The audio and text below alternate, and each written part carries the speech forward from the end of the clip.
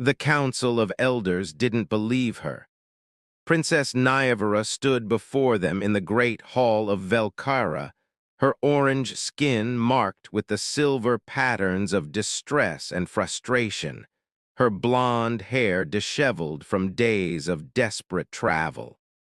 She'd returned to her homeworld after 3 months of absence, and the story she told seemed impossible.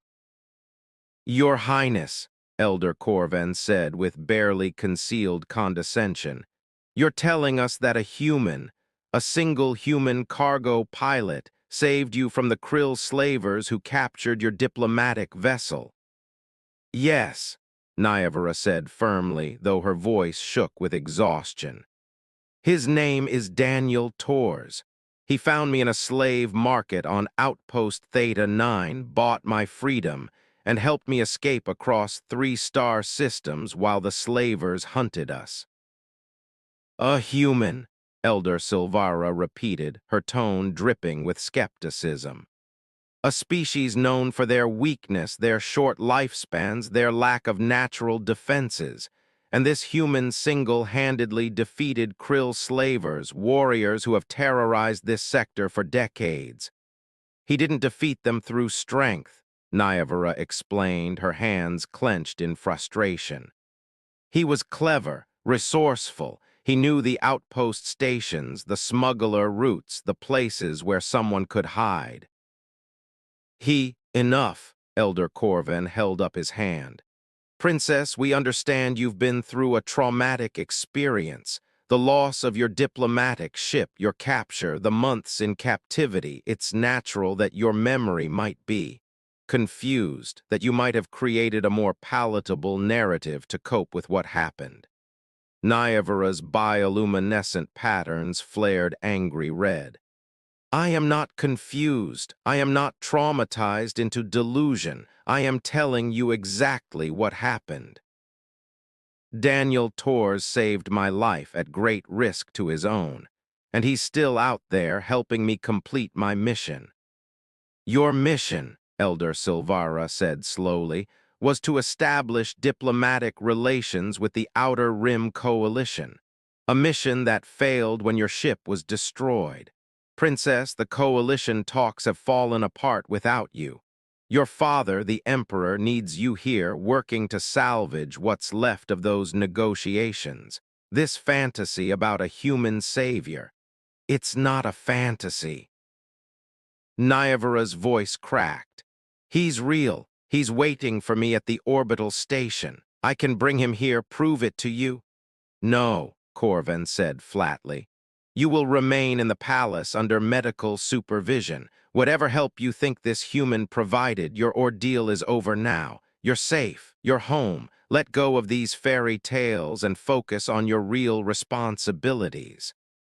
Nyavara stared at them, at the council that was supposed to advise and support her, and realized they would never believe her. "Not without proof, not without seeing him." "Fine," she said quietly, her patterns shifting to determined gold. "I'll show you. I'll bring him here, and then you'll see that Daniel Tors is no fairy tale." She swept from the chamber, ignoring their calls to stop, to be reasonable, to rest. Daniel Tors sat in the dingy bar on Velkara Orbital Station, nursing a drink that tasted like battery acid mixed with regret, and wondered if he'd made the biggest mistake of his life. 3 months ago, his life had been simple. Haul cargo, make credits, avoid trouble. Then he'd stumbled into a slave auction on Outpost Theta 9 and seen her, a Velkari woman with orange skin and blonde hair, terror in her luminous violet eyes, being sold to the highest bidder. He should have walked away, should have minded his own business. Instead, he'd emptied his savings to buy her freedom, then spent 3 months running from Krill slavers who didn't appreciate losing their prize merchandise. 3 months of close calls, narrow escapes, and gradually falling completely in love with an alien princess who was so far out of his league that they weren't even playing the same sport. She'll come back, he muttered to himself, checking his comm for the 100th time. Naya had said she just needed to make contact with her people, explain what happened, and then they could figure out what came next. That was 6 hours ago. You waiting for someone? The bartender, a grizzled Thracian with scars across all four eyes, refilled his drink without asking. A princess, Daniel said, then laughed bitterly. A literal princess from the Velkari Empire, because apparently my life has become a bad romance novel. Velkari princess, huh? The bartender's scales rippled with amusement. Let me guess, you're her hero, she's grateful, you think it means something. I know what you're thinking, Daniel said. Human cargo pilot falls for alien royalty. Classic delusion. But it's not like that. We've been through hell together. He stopped. What could he say that wouldn't sound insane? That they'd shared cramped quarters in his ship for 3 months. That she'd learned to make his terrible coffee and he'd learned to read her bioluminescent patterns. That somewhere between dodging bounty hunters and rationing food supplies, he'd fallen for her smile, her courage, her stubborn refusal to give up. She's not coming back, the bartender said, not unkindly. They never do, royalty and common folk. It's a nice fantasy, but reality always wins. Daniel's comm chirped. He grabbed it so fast he nearly knocked over his drink. Meet me at docking bay 7. Alone, we need to talk, and his heart sank. That didn't sound like good news. Niavara was waiting in the shadows of the docking bay, and Daniel knew immediately that something was wrong. Her bioluminescent patterns were flickering with anxiety, her posture defensive. Naya, he approached slowly. What happened? Did you talk to your people? They don't believe me, she said, her voice tight. The council thinks I'm suffering from trauma-induced delusions, that I invented you as some kind of coping mechanism. Daniel felt like he'd been punched. Invented me? I'm standing right here. I know, but they won't see you. They've ordered me to stay in the palace to recover from my ordeal. Her patterns flashed angry red. They think you're a fairy tale, Daniel. A human savior who appeared out of nowhere to rescue a princess. Too convenient, too. Storybook. So what do we do? Daniel asked. Niavara looked at him, really looked at him, and he saw the war happening behind her eyes. I could go back, forget this ever happened, let them think what they want, resume my life as if the last 3 months didn't exist. Or I prove them wrong. She stepped closer, her hand finding his. Daniel, I need you to come with me to the palace. To meet the council, my family, everyone. I need them to see that you're real, that what we experienced was real. Daniel swallowed hard. Naya, I'm a cargo pilot. I smell like engine grease and cheap station food. I don't know the first thing about royal protocol or diplomatic etiquette. I'll embarrass you. You saved my life, she said fiercely. You risked everything for me when you had no reason to. You've shown me more courage, more kindness, more genuine care than most nobles I've known my entire life. I don't care about protocol or etiquette. I care about the truth. And the truth is that you're my hero, whether the council believes it or not. And if they still don't believe, if they think I'm some con artist trying to take advantage of you, Niavara's smile was small but determined. Then we deal with that together, like we've dealt with everything else. Are you with me? Daniel thought about the smart play, the safe play. Going back to his ship, back to his simple life, letting the princess return to her palace and her responsibilities. Then he thought about 3 months of shared danger, shared laughter, shared hope. He thought about the way she looked at him like he was more than just a cargo pilot, like he mattered. Always, he said, I'm always with you. The entrance of a human into the Velkari royal palace caused an immediate stir. Guards moved to intercept them as Nyavara and Daniel walked through the gilded corridors. Nobles and courtiers stopped and stared, their bioluminescent patterns flickering with shock and disapproval. Whispers followed in their wake. "Is that a human? With the princess? Unacceptable. Probably a gold digger." Nyavara ignored them all, her head high, her hand firmly clasped in Daniel's. He, meanwhile, tried not to feel like an imposter in his worn cargo pilot's jacket among the elegant robes and ceremonial attire surrounding them. The throne room doors opened before them, and they walked into a chamber so magnificent that Daniel momentarily forgot to breathe. Emperor Varkath sat on a throne of living crystal, his orange skin marked with the gold bioluminescence of the ruling bloodline. Empress Lynara sat beside him, her expression unreadable.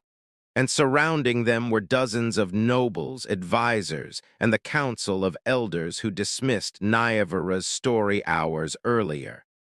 "Daughter!" the emperor's voice boomed through the chamber. "What is the meaning of this?" "Father, mother," Nyavara bowed respectfully, and Daniel hastily followed suit. "I present to you Daniel Tors, the human who saved my life. He is real, our story is real, and I will not have his heroism dismissed as fantasy." Elder Corvan stepped forward. "Your Highness, this human's presence proves nothing. You could have found any human on the station and brought him here to support your narrative." "Then let me tell you what happened," Daniel said, his voice steady despite his nervousness. "Let me tell you about the slave market on Outpost Theta 9, about how I spent every credit I had to buy Naya's freedom, about the 3 months we spent running from Krill slavers who wanted their property back." "And why should we believe you?" Corvan demanded. "You're a human. Your species is known for deception when profit is involved." "Because I have proof," Daniel said. He pulled out a small data chip. Every transaction, every flight log, every communication with the slavers. 3 months of documentation showing exactly where we went and what we did. He held up his arm, showing a jagged scar. "And I have the wounds from when their hunters caught up with us on Waypoint Station. Naya took a plasma bolt that was meant for me. I carried her 3 kilometers through maintenance tunnels while bleeding from a knife wound. We both nearly died that night." Nyavara pulled back her sleeve, revealing a matching scar on her shoulder. "He's telling the truth, every word." The Emperor gestured, and a court technician took the data chip, loading it into the central display. Holographic images filled the air, timestamps, location, data, transaction records, 3 months of running, hiding, surviving. The throne room fell silent as the evidence played out. "This proves you were together," Elder Silvara said, though her tone was less certain now. "It doesn't prove his motivations were pure. He could have been planning this all along, buying a princess to ransom later or to use for political leverage."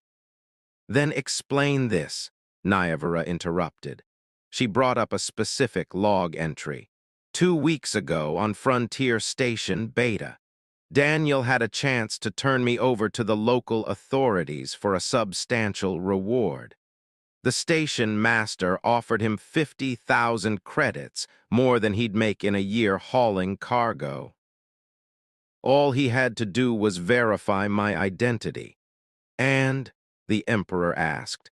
"He walked away," Nyavara said softly. "He told them I was just a refugee he was helping. He gave up 50,000 credits to keep me safe." Daniel shrugged uncomfortably. "Money's not worth much if you have to betray someone to get it. Besides, He stopped, suddenly aware that hundreds of eyes were on him. "Besides what?" Nyavara prompted gently. "Besides, by then I cared about you too much to hand you over to anyone, reward or not." Daniel finished quietly. The Empress leaned forward, her eyes sharp. You care about my daughter. A human cargo pilot cares about a Velkari princess. Your Majesty, I know how it sounds. I know I'm nobody. I know this looks like every con game in the book. But yeah, I care about her. She's brilliant and brave and stubborn and kind. She never gave up, even when things looked hopeless. She learned to navigate by the stars when my ship's nav computer failed. She talked down a pirate crew that had us cornered by offering them trade route information she remembered from her diplomatic training. He looked at Nyavara and his voice softened. She's amazing, and I'd do it all again even knowing I'd end up here getting interrogated by people who think I'm using her. You love her, the Empress said. It wasn't a question. Daniel took a breath. Yes, Your Majesty, I love her. I know it's impossible. I know we're from different worlds in every sense of the word, but yes. The throne room erupted in shocked whispers. Nyavara's bioluminescent patterns flared brilliant gold, joy mixed with terror at having the truth spoken so publicly. Daughter, the Emperor said, do you love this human? Nyavara stepped forward, her head high. Yes, Father, I love him. He saved me when no one else came. He protected me when he had every reason to abandon me. He showed me what true courage and kindness look like. I love him, and I'm not ashamed of it. The Emperor and Empress exchanged a long look, some wordless communication passing between them. Finally, the Emperor stood. 3 months ago, we thought our daughter was dead, he said to the assembled court.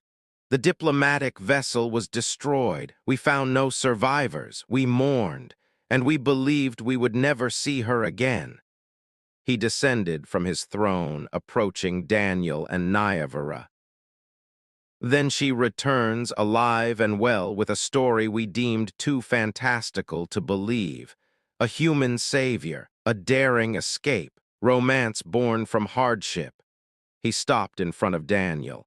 But the evidence is clear, the logs don't lie, and more importantly, I can see in my daughter's eyes that she speaks the truth. Daniel hardly dared to breathe. The question before us, the Emperor continued, is what to do now. My daughter loves a human, a commoner. A cargo pilot with no title, no status, no political value. He paused. But also a man who risked everything to save her, who gave up wealth to protect her, who stands before this court knowing he'll be judged and found wanting because he loves her. Father, Nyavara started. The Emperor held up his hand. In the old stories, the ones we tell children, heroes always come from unexpected places. They're not always nobles or warriors. Sometimes they're simple people who do extraordinary things because their hearts are true. He looked at Daniel. I thought those were just fairy tales, stories to teach lessons, not reflections of reality. Your Majesty, Daniel said carefully, I'm no hero. I'm just a guy who did what anyone decent would do. That's where you're wrong, the Emperor said. Most wouldn't have done what you did. Most would have walked away from that auction, from the danger, from all of it. You didn't. That makes you either very brave or very foolish. Probably both, Daniel admitted. The Emperor smiled, actually smiled. Nyavara, you have always been our most stubborn child, the one who questioned tradition, who pushed boundaries, who refused to accept because we've always done it this way as an answer. Father, if you're going to lecture me, I'm not lecturing. I'm acknowledging that perhaps your stubbornness serves you well. You found a hero in the most unlikely place. You fell in love against all odds, and you returned to demand we see the truth, even knowing we would resist. He turned to address the court. My daughter's story is not a fairy tale. It is the truth, and Daniel Tor's human cargo pilot has proven himself worthy of recognition. I hereby grant him the title of friend to the crown, with all rights and privileges that entails." The court erupted in shocked conversation, but the emperor wasn't finished. "Furthermore," he said, his voice cutting through the noise, "if my daughter wishes to continue her relationship with this human, she has my blessing. Love is too rare in this universe to dismiss it simply because it's inconvenient or unexpected." Nyavara's eyes filled with tears. "Father, I thank you." "Don't thank me yet," the emperor said dryly. "Your mother and I will expect Mr. Torres to undergo proper cultural training, learn court etiquette, and prove he can navigate palace politics without causing a diplomatic incident. If he's going to be part of this family, he'll need to be more than a brave cargo pilot." Daniel felt like the ground had dropped out from under him. "Part of the family, Your Majesty, Are you or are you not courting my daughter?" the emperor asked pointedly. Yes. I mean, we haven't really discussed labels, but then you're part of this family. Welcome to the nightmare that is Velkari court life, Mr. Torres. I hope your courage extends to surviving formal dinners and political intrigue." The empress rose and joined her husband. "Daniel Torres," she said, her voice warm, "you saved our daughter. You loved her when you had no reason to expect anything in return. The least we can do is give you a chance to prove yourself worthy of continuing that love." "I won't let you down, Your Majesty," Daniel said, and meant it.